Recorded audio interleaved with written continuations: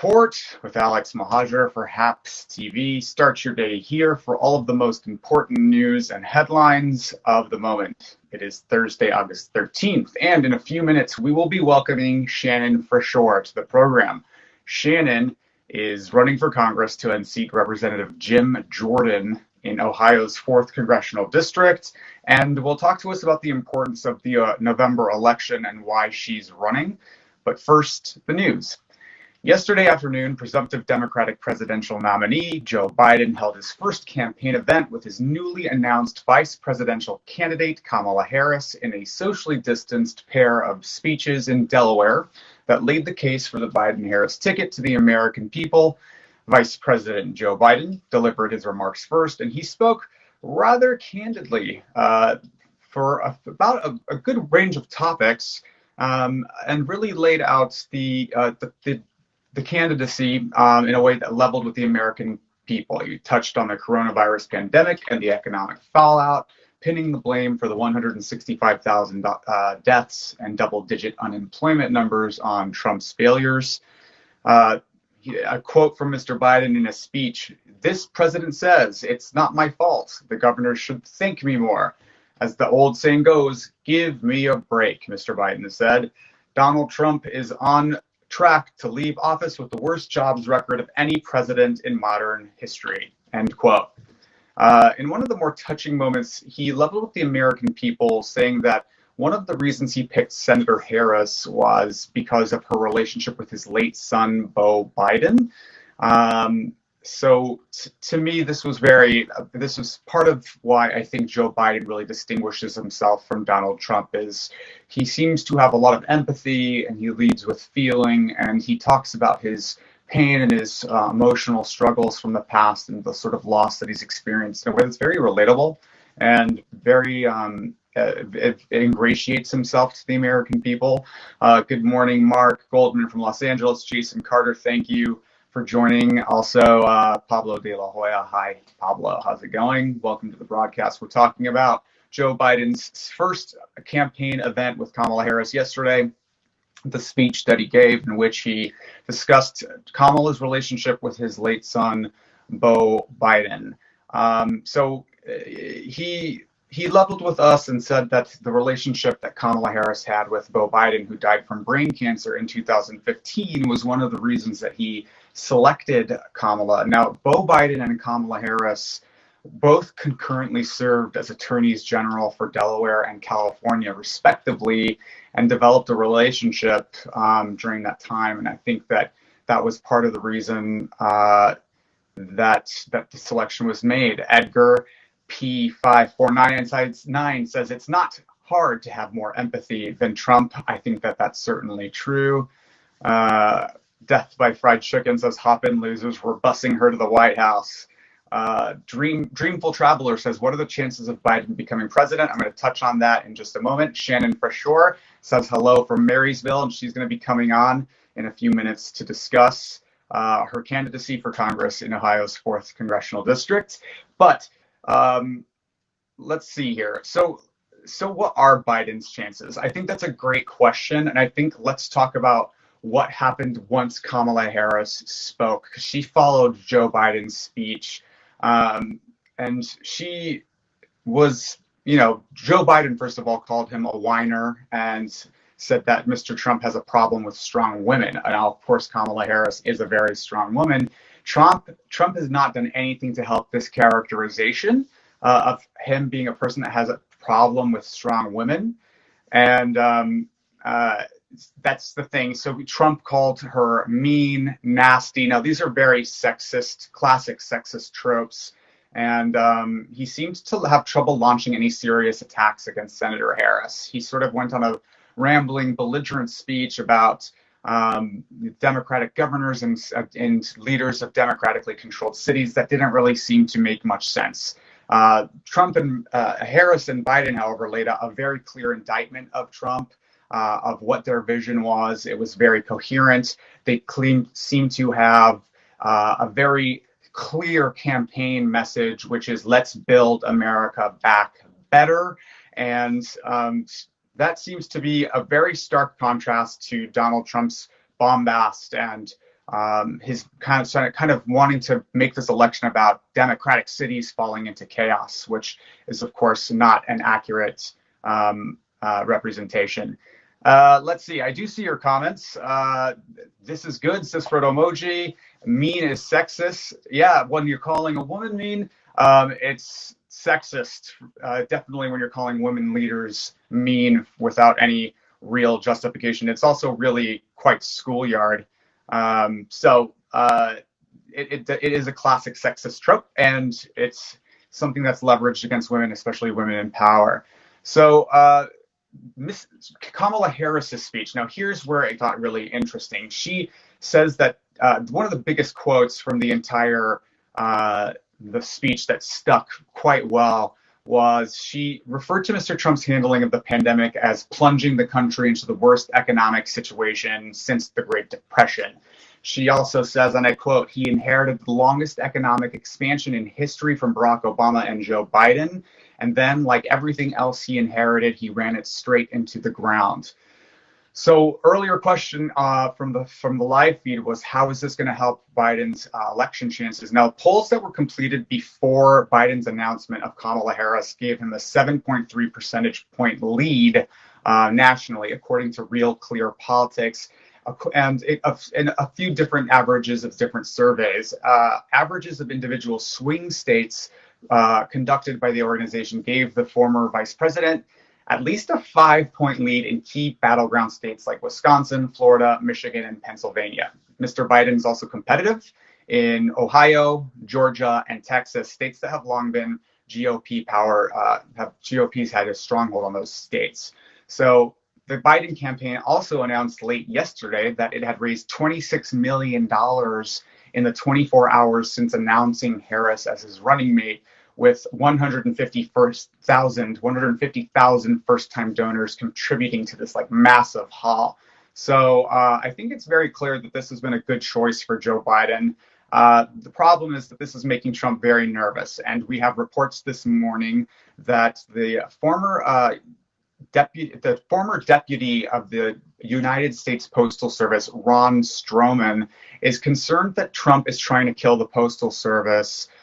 There's reports of significant mail delays, and Ron Stroman actually stepped down earlier this year as the second command of the USPS, and he says he's concerned about the speed and changes of timing that have appeared to be implemented under the new U.S. Postal Service Postmaster General Louis DeJoy. Louis DeJoy is a Trump appointee, and he seems to be trying to slow down the Postal Service so that people can't send in their ballots on time.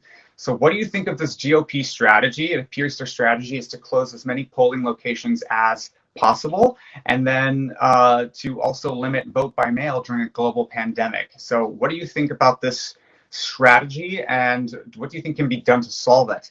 So this has been the morning news portion of the broadcast, and now I would like to invite on Shannon Freshour, who is a candidate for Congress in Ohio's 4th Congressional District. She is running to unseat Representative Jim Jordan in Ohio. Jim Jordan is a Trump supporter in Congress, and I'm very excited to have her. We're just waiting for Shannon to join. In the meantime, what are you thinking of the broadcast? Leave a comment. Let me know what you think. If you like this broadcast, we are on every morning at 7:30, and we're going to give you the morning news on the AM report. And we've got some comments coming in. Frodo would like us to unseat the maniac Jordan. Beatles. There's some Jordan would look the other way when people were being molested. That's true. Lukey Poo, I'm able to take some questions sometimes, but there's a lot of comments and sometimes I miss them, so I apologize. Shannon, you join. I have invited you to join, so once you're on HAPS, you should be receiving a request to join that you just accept. So it seems like we're having some technical problems. Frodo Emoji says, great broadcast. Shannon, you should get a notification to join, says Pablo. So, what are my thoughts on Kamala? I think Kamala is a public servant. She has done this very well in a very fast amount of time. She first served as Attorney General, District Attorney for San Francisco, and then she was elected to Attorney General of California, and then became a United States Senator. So she's a public servant and has done really well. I think as a United States Senator, she has this last year in 2019 was ranked the most liberal senator in the United States Senate, which some people have leveraged against her that she's a moderate, but her voting record would suggest she's fairly liberal. And I think that she's going to do the United States proud. I think she's a historic choice. I think having a woman of color on the ticket is saying something profound. And would Kamala have been my first pick for VP if you had a choice? I think any of the shortlisted candidates would have been fantastic. Now let's see, trying to get Shannon on to this broadcast. And yes, it says it's waiting for Shannon Freshour to join. So don't know what's going on her end. But there's a little box Pablo on top of the stream that's asking for Shannon Freshour to join. So I don't know what's going on her end. Can you explain why when Harris was tuning against Biden, she called him horrible and very racist? Kamala Harris never called Joe Biden racist. That is not something that ever happened. So I would challenge you to find a quote where Kamala Harris referred to Joe Biden as racist. It didn't happen. I think it's lots of comments this morning. Settle for Biden, Harris. Not my first picks, but I refuse to cut my nose to spite my face. I think that's the common sentiment. If you didn't support either Biden or Harris in the Democratic primary, but you're interested in moving forward a vision that aligns more with them than with Trump, then I think that's probably the ticket for you. Shannon is trying to join. She promises. I'm sorry, Shannon, if you're having technical difficulties, though I want to point out Shannon Freshour is running for Congress in Ohio's 4th congressional district, and she's running to unseat Jim Jordan. Now, you can find her online at shannonforohio.com. She is the Democratic nominee for the congressional seat in Ohio's 4th, and she's running on a platform of education. It's important to her. She thinks it's the single most important part of the investments in our children is for education, early investments in education. She was running on Ohio values, and she's really quite an excellent candidate, and she's very exciting. Jim Jordan, of course, has been in the news a lot this year. He is a stalwart Trump supporter. He in December 2017, he sought to discredit the FBI and Special Counsel Robert Mueller's investigation into the Russian investigation into the 2016 election. He questioned the impartiality of Mueller. He, of course, called on the DOJ to review allegations that Rod Rosenstein had threatened subpoena records and documents from a House Intelligence Committee staffer. He's been criticized for anti-Semitic messaging. He is quite an interesting guy, and during the impeachment hearings this year, he was a stalwart Trump supporter and really has had some controversy in Ohio, where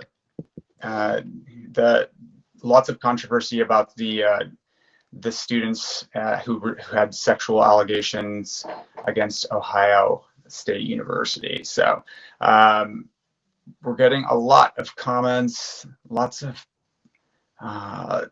calling Trump supporters are stupid, though, not just because they have different views.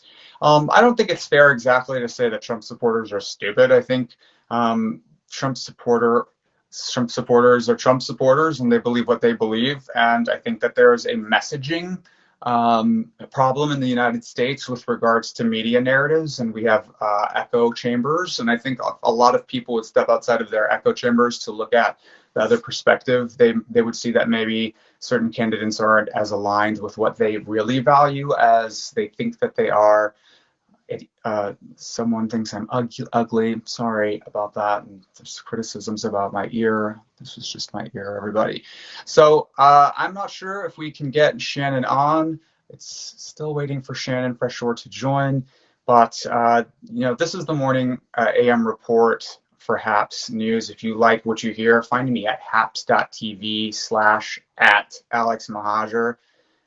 Shannon, if you can press the go live button, that will bring you onto the broadcast and you'll be able to join us. I'm not sure on her end what exactly is. It will have a guest broadcast button there. And if you click the go live button, Shannon, it says Shannon Freshour is live in interview. So I wonder, tech team, I wonder if she's live on a separate broadcast. Yeah.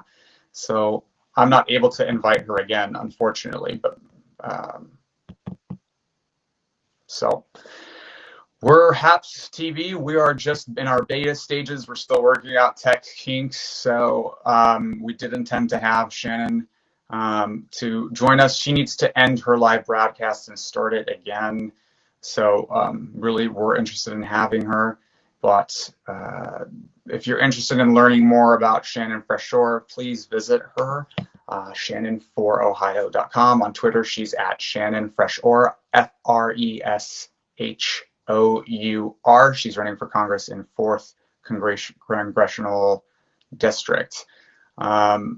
I think a lot of it is based on assumptions that everyone is the same. Not all Trump supporters are the same. Some of them do look at different perspectives but arrive at a conservative viewpoint. I think that's a very good comment and point. I think one of the biggest problems in American politics, particularly, is this differences in binaries, the way that we put people in boxes. It's either us versus them, black versus white, Republicans versus Democrats, good versus evil. And I think the world doesn't really work in that way. I think that Republicans, not all Republicans are fascists and racists, just like not all Democrats are communists and socialists. I think that there's by doing that, by putting people in boxes, what we're essentially doing is we're otherizing them. Now, this problem happens on both sides. I think that people on both sides of the aisle tend to do this. And when we make our political adversaries our enemies, what we're doing is we're making it impossible to ever come to any compromise with them on anything, because the difference between an adversary and an enemy is that adversaries seek to prevail on the merits of an argument, whereas enemies seek to destroy one another. Shannon, Pablo de la Hoya wants you to know that if you press go live, then under guest broadcast, you should see this to join. So if you click your little go live button, you'll see under guest broadcast, you'll see my broadcast, and try and join it. But I wonder if she can see that and this at the same time, Pablo. So yeah, that's the problem, really, is in American politics we've run into these echo chambers where we otherize each other and demonize each other. And I think that what will make America great again, really, is to listen to each other again and let our arguments prevail on the merits. That we have different ideas and viewpoints and opinions, and sometimes significantly different opinions, is okay. That's what makes America great. We're a melting pot of ideas and perspectives and backgrounds and mores. And when we learn to listen to each other and we learn to really try to win on the merits, not destroy one another, I think that's what will make America great again. So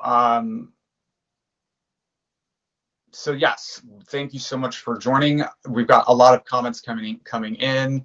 A lot of America has never been great for BIPOC. Yes, this country does have a problem with race. I think we're seeing that play out right now. I think we're seeing people calling for racial justice, and I think that's why it's very important that we not denigrate that movement by calling it things that it's not. It's seeking racial justice. It's seeking reforms in police brutality. And if we look at it, someone saying not tribalism, realism, yes, let's look at it realistically. Do we want police that do not beat people and kill people because of the color of their skin? I think that that's a perfectly rational and expected desire, that we have police that seek to protect us, not to destroy or kill others. There should be no Democrats or Republicans. The candidates should be judged on their ideas and past performance. I think that the camps is a part of the problem. Yeah, I do think that that's part of the problem. I think that when people stop denigrating the other because of their own political party line, then what we'll find is that people would compete on the ideas. And I do also regret that there's a two-party system, but it's the system that we have. So this has been the AM Report. We did intend on having Shannon Freshour on to join. She's a candidate for Congress in the 4th Congressional District. And so you can find her online at shannonforohio.com. And thank you so much for joining. And if you are interested in joining, you can join us every morning at the hashtag AM Report on HAPS TV. And we will be back tomorrow morning. Thanks for joining, and we will see you soon.